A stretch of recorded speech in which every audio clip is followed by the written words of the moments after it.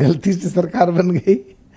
बस पता नहीं आता कैसी जिम्मेदार गैर जिम्मेदार बयान देते हैं कि 272 चाहिए और वहां 293 हैं, 293, और शपथ ले ली, मंत्री बन गए, सरकार आगे काम चालू कर दिया मंत्रियों ने, फिर भी कह रहे हैं कि गलती से सरकार बन गई। 400 को क्यों पकड़ते हैं, 295 को क्यों नहीं पकड़ते?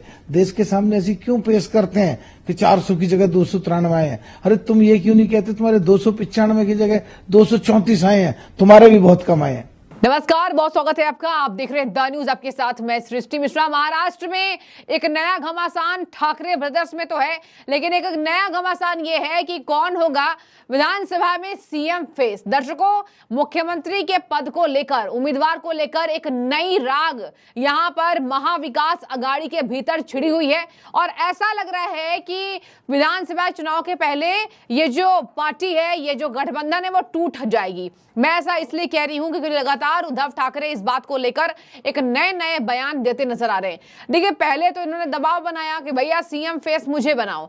आज जो मीटिंग हुई है महाविकास अघाड़ी की, इन्होंने जब सबने इस बात पर हामी नहीं भरी कि जहां ज्यादा जिसके उम्मीदवार होंगे, उद्धव ठाकरे ने यह कहा है कि ज्यादा जिसके उम्मीदवार होंगे उसको सीएम नहीं बनाया जाए। और ऐसा हमने बीजेपी के अंदर देखा था। बीजेपी की आदत है दूसरे पार्टियों को कमजोर करना। अब मैं आपको बता दूं, एक नया ट्विस्ट ये आ गया है। उद्धव ठाकरे भले ये बात कह रहे हैं कि हम जो है पृथ्वीराज चौहान और शरद पवार का समर्थन करेंगे, उनको जिनको मुख्यमंत्री बनाना हो वो उनको बना सकते हैं, लेकिन ऐसा नहीं है। आपको बता दें कि आज बैठक में मौन व्रत धारण किए, इस बात पर सीएम पद को लेकर दोनों ने हामी नहीं भरी। ना नाना पटोले ने भरी, कांग्रेस के अध्यक्ष है, ना शरद पवार ने भरी। ये दोनों की खामोशी उद्धव को पसंद नहीं आई है और इसी चक्कर में शरद पवार के लिए कहा जा रहा है कि शरद पवार ने उद्धव ठाकरे को भाव नहीं दिया है। दर्शकों, भाव नहीं देने का मतलब ये साफ है, मुख्यमंत्री को लेकर, मुख्यमंत्री पद को लेकर उद्धव ठाकरे को उतना भाव नहीं मिला जितना उन्हें उम्मीद थी कि कांग्रेस पार्टी और एनसीपी चीफ शरद चंद्र पवार उनको देते नजर आएंगे। आपको बता दें, यहां पर कहा जा रहा है कि शरद पवार में मतभेद नजर आया, उद्धव वर्सेस यहां शरद पवार। और पहले भी ये बात कही जा रही है, लगातार इस सियासी गलियारों में ये श्योर है कि शरद पवार ने पहले ही सीटों के आंकड़े को लेकर ये क्लियर कर दिया है कि मुझे कम सीटों पर मैं नहीं मानूंगा और मुझे ज्यादा सीटें चाहिए। मैंने लोकसभा चुनाव में चुप्पी इसलिए भरी थी क्योंकि यहां पर साधी इसलिए चुप्पी थी ताकि हम नरेंद्र मोदी को कमजोर कर पाए। आपको सबसे पहले मैं सुनाती हूं, शरद पवार ने पीएम मोदी के स्वतंत्रता दिवस पर दिए गए भाषण का विरोध जताया है और कहा जहां जहां जाते हैं, जब जब भाषण देते हैं, कुछ ना कुछ खराबी हो जाता है। इस पर आपको बता दें, मलुक नागर आरएलडी के क्या कह रहे हैं, जरा सुनिए और आप इस तरीके से अंदाजा लगा पाएंगे कि शरद पवार की वरिष्ठता पर मलुक नागर को शक हो रहा है। सबसे पहले ये बयान सुनिए। गलती से सरकार बन गई। बस पता नहीं आता कैसी जिम्मेदार गैर जिम्मेदार बयान देते हैं कि 272 चाहिए और वहां 293 हैं, 293, और शपथ ले ली, मंत्री बन गए, सरकार आगे काम चालू कर दिया मंत्रियों ने, फिर भी कह रहे हैं कि गलती से सरकार बन गई। पीछे क्या झूठ बोलना चाहते हैं, क्या गुमराह करना चाहते हैं देश को, क्या अफवाह फैलाना चाहते हैं, या अपने आप को सिद्ध करना चाहते हैं कि हम कितनी झूठ और कितनी गैर जिम्मेदार बोलते हैं, समझ में ही नहीं आती बात। देखिए, माननीय नरेंद्र मोदी जी ने पूरे देश में रोड शो किए और रैलियां करी, तो 293 एनडीए जीता है, तो फिर वो कहां जीतते हैं? समझ नहीं आ रहा। ऐसी गैर जिम्मेदार बयान है। वो तो बहुत सीनियर और बहुत सीजन्ड लीडर हैं और बड़े ही आदर के साथ पूरे देश में उनको देखते हैं। उनको ऐसा बयान खड़गे साहब ऐसा दे सकते हैं, वो देते रहते हैं, और शरद पवार जी का बयान मायने रखता है, ऐसा बयान नहीं देना चाहिए। देखिए, 400 पार की जहां तक बात है, या तो गणित सही लगाते नहीं हैं या लगाना नहीं चाहते, गुमराह कर रहे हैं देश के सामने आके। 400 कहा था, 293 है। प्रोपोर्शनेटली प्रोडेटा बेसिस अगर कैलकुलेट करें तो सो कॉल्ड इंडिया गठबंधन ने 295 कहा था और उनके 234 आए हैं, तो दोनों की जो अपने अपने दावे किए थे, जो रिजल्ट आया है, तो दोनों के अनुपातिक तौर में अगर निकालें तो करीब करीब बराबर बैठते हैं। तो फिर 400 को क्यों पकड़ते हैं, 295 को क्यों नहीं पकड़ते? देश के सामने ऐसी क्यों पेश करते हैं कि 400 की जगह 293 आए हैं? अरे तुम ये क्यों नहीं कहते तुम्हारे 295 की जगह 234 आए हैं, तुम्हारे भी बहुत कम आए हैं?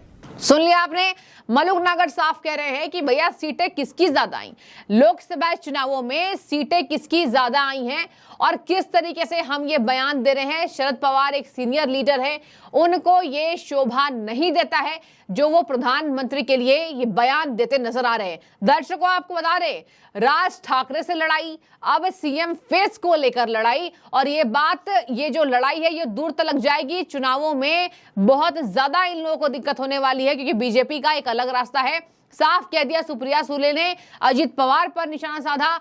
शरद पवार को यह शक है कि यहां पर अगर मैं तोड़फोड़ नहीं करूंगा तो मैं इस विधानसभा चुनाव में हम हार जाएंगे, यानी कि महाविकास अघाड़ी हार जाएगी। आपको बता दें, अजित पवार को छोड़कर सभी को वापस बुलाने की बात छेड़ रहे हैं उद्धव ठाकरे और शरद पवार। कह रहे हैं कि अजित पवार को छोड़कर जो जो लोग वापसी करना चाहते हैं, घर वापसी करना चाहते हैं, वो वापसी कर सकते हैं, हमें कोई दिक्कत इस चीज को लेकर नहीं है। आपको बता दें, शरद पवार ने साफ कह दिया कि बीजेपी को हम टिकने नहीं देंगे।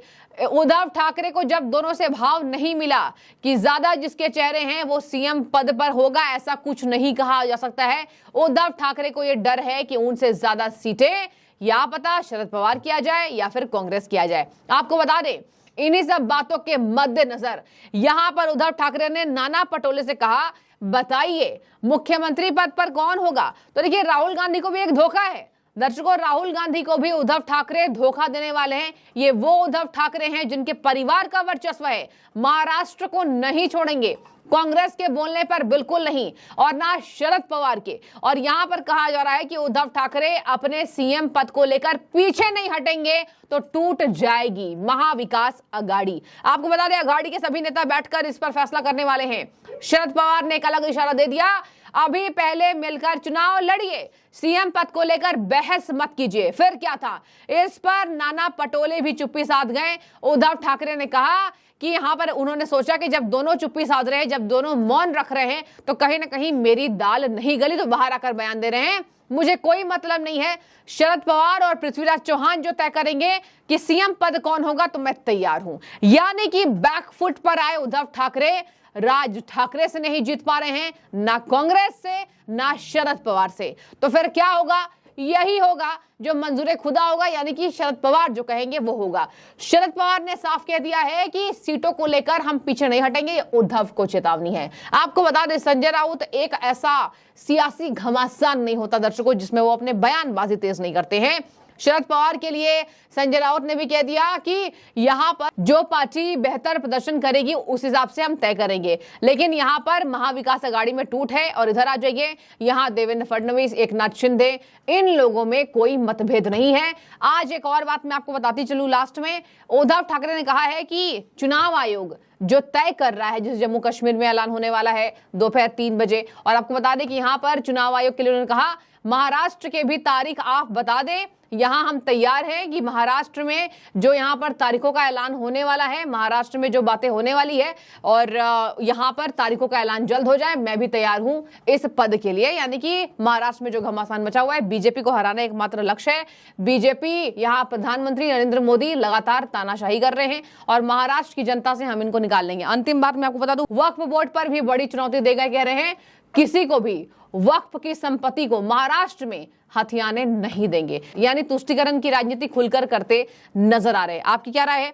हालांकि मैं आपको बता दूं, भले ये बयान दे रहे हैं कि जो शरद पवार कहे वो सही, और लेकिन ऐसा नहीं होता नजर आ रहा है। और यहां पर ऐसा लग रहा है कि सीएम पद को लेकर उद्धव ठाकरे कहीं ना कहीं भिड़ते नजर आएंगे अपनी टीमों से, यानी पार्टियों से, यानी गठबंधन से। आपकी क्या राय है? आप जरूर कमेंट सेक्शन में हमें बताइएगा। शुक्रिया।